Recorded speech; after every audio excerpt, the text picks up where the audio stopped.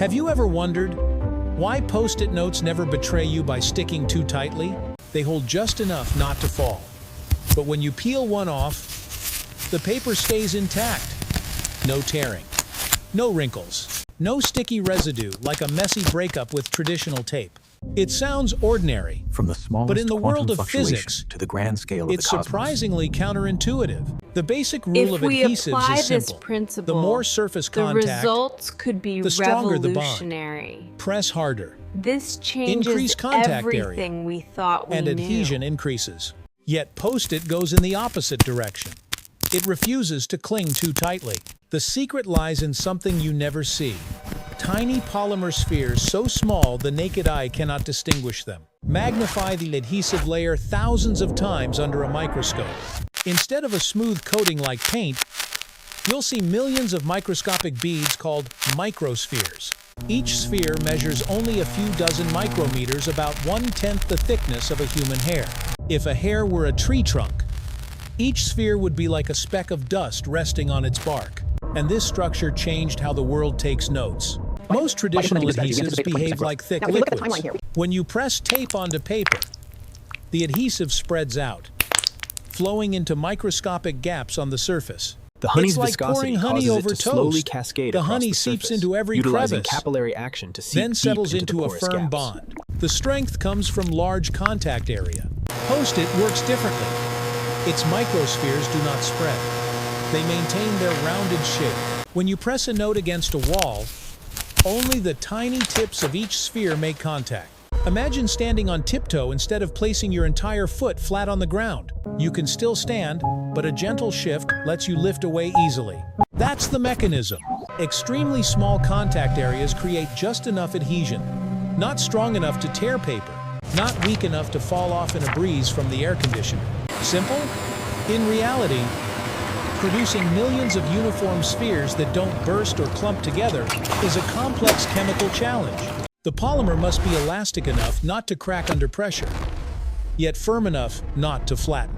It's like designing the perfect rubber ball soft enough to bounce, but not so soft that it collapses into mush. Here's the fascinating part. The weakness of Post-it is actually the result of extremely precise microscopic engineering.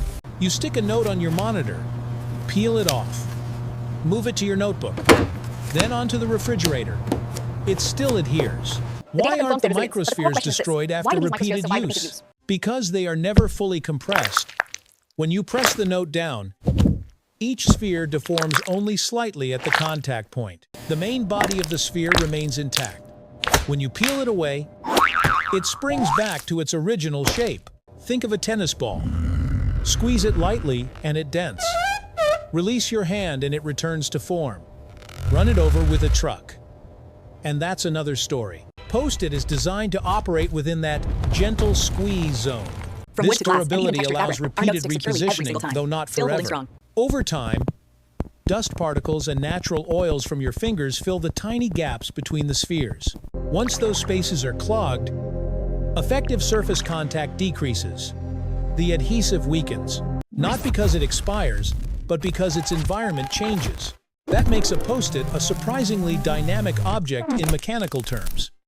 It interacts with air, dust, and temperature. It isn't a rigid layer of dead glue. It's a working, microstructured system. And once you see that, a small yellow square becomes a lesson in intelligent design. Why not make it stick just a little stronger? Surely 3M could increase adhesion if they wanted. But if it stuck too tightly, It's intentional. We designed it for controlled you'd failure and easier hesitate replacement. before placing it. You'd think, what if it tears? That moment of hesitation would undermine the entire purpose of the product. Post-it was designed to remove fear. You write an idea, stick it on the wall. If it's wrong, peel it off immediately. No consequences. No long-term commitment. It's the physical version of an undo button. In behavioral psychology, lowering barriers increases action frequency. When the cost of being wrong is nearly zero, people are more willing to experiment. Post-it unintentionally became a creativity tool because it allows mistakes without penalty. That's where micromechanics meets macro behavior. A polymer sphere no larger than a dust particle influences how companies brainstorm, How students study. How directors build storyboards on studio walls.